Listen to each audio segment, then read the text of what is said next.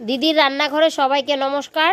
আজ দেখাবো রাজকীয় স্বাদে নলেন গুড় বা খেজুর গুড়ের পায়েস। পায়েসের দুধ কেটে যাওয়ার কোনো রকম ভয় না পেয়ে কিভাবে সহজে পায়েস রান্না করতে পারবেন সেটাই আজ আমি দেখাবো। পায়েসটা তৈরি করার জন্য আমি 3 কেজি আমুল গোল্ড লিকুইড দুধ বসিয়ে ভালোভাবে ফুটিয়ে নিচ্ছি। 5 থেকে 7 মিনিট সময় নিয়ে দুধটাকে ফুটিয়ে নিচ্ছি। ফ্লেম মিডিয়াম রেখে এইভাবে অনবরত নেড়েচেড়ে দুধটাকে ফুটিয়ে নিচ্ছি। আমি আমুল গোল্ড লিকুইড দুধ ব্যবহার করছি, আপনারা যে কোনো প্রোডাক্টের লিকুইড দুধ বা গরুর দুধও ব্যবহার করতে পারেন। এই হাঁড়িতে 750 গ্রাম নলেন গুড় বা খেজুর গুড়টাকে গরম জলে ভালো করে গলিয়ে ঠান্ডা করে নিচ্ছি। তবে বাজার থেকে ফ্রেশ খেজুর গুড়টাই কেনা ভালো। 150 গ্রাম তুলাই পাঞ্জা ধানের আতপ চাল ভালো করে ধুয়ে নিয়েছি।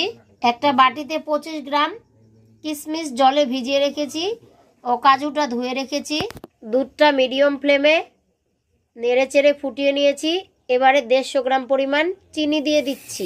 আপনারা চাইলে কেবলমাত্র খেজুর গুড় দিয়ে পায়েসটা তৈরি করতে পারেন। এইভাবে 1 থেকে 150 গ্রাম চিনি দিয়ে দিলে পায়েসটা খেতে বেশি ভালো লাগে। এটাকে টোটাল 13 থেকে 14 মিনিট সময় নিয়ে ফুটিয়ে নেব। আরও 8 মিনিট সময় নিয়ে দুধটাকে ফুটিয়ে নিয়েছি। টোটাল 13 থেকে 14 মিনিট সময় নিয়ে মিডিয়াম ফ্লেমে এইভাবে নেড়েচেড়ে দুধটাকে ফুটিয়ে নিয়েছি। এবার 150 গ্রাম আতপ চাল যে আমি ধুয়ে রেখেছিলাম সেটা দিয়ে দিচ্ছি। 1 কেজি দুধের জন্য 50 গ্রাম আতপ চালই এনাফ। আমি 3 কেজি দুধ ব্যবহার করছি, তাই 150 গ্রাম আতপ চাল ব্যবহার করছি। চালটা দিয়ে ভালো করে নেড়েচেড়ে নিলাম। আবারও মিডিয়াম ফ্লেমে ফুটিয়ে নেব।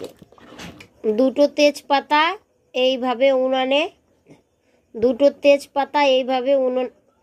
দুটো তেজপাতা এইভাবে উনুনে একটু ছেঁকে এইবার এই তেজপাতা দুটো টুকরো করে দিয়ে দিচ্ছি। 5 মিনিট ফুটিয়ে নিয়েছি। এবারে 1 চিমটি পরিমাণে লবণ দিয়ে দিচ্ছি। মিষ্টি খাবারে সামান্য পরিমাণে লবণ দিলে ব্যালেন্সটা খুব ভালো আসে, চাইলে লবণের ব্যবহার নাও করতে পারেন। আতপ চালটা দিয়ে আমি আরও 9 মিনিট মিডিয়াম ফ্লেমে নেড়েচেড়ে ফুটিয়ে নিয়েছি। তো 9 মিনিট সময়ে চালটা ভালোভাবে ফুটে গেছে। 3টে ছোট এলাচ ফাটিয়ে নিয়েছি, সেটা দিয়ে দিচ্ছি। আপনারা চাইলে এলাচটা গুঁড়ো করেও দিতে পারেন। 25 গ্রাম পরিমাণ কাজু ভালো করে ধুয়ে নিয়েছিলাম, সেটা দিয়ে দিচ্ছি।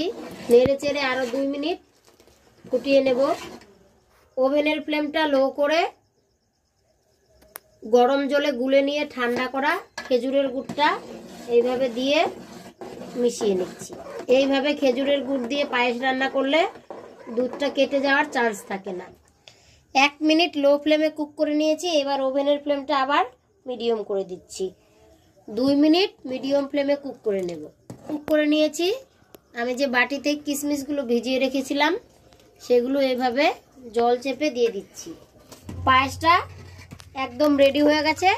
এবার নামিয়ে পরিবেশনের পালা। পায়েসটা রান্না করতে টোটাল সময় লেগেছে 20 থেকে 25 মিনিট। মানে চাল দেওয়ার আগে দুধটাকে 15 মিনিট ফুটিয়ে ঘন করে নিয়েছি। তো আমার পায়েস রান্না করা একদম রেডি হয়ে গেছে। আজ থেকে দেখিয়ে দিচ্ছি পায়েসের দুধটা একদম কেটে যায়নি, ফ্লেভারও দারুণ বেরিয়েছে। এবার পরিবেশনের পালা। একটা ডিশে কিছুটা পরিমাণ নামিয়ে দেখাচ্ছি।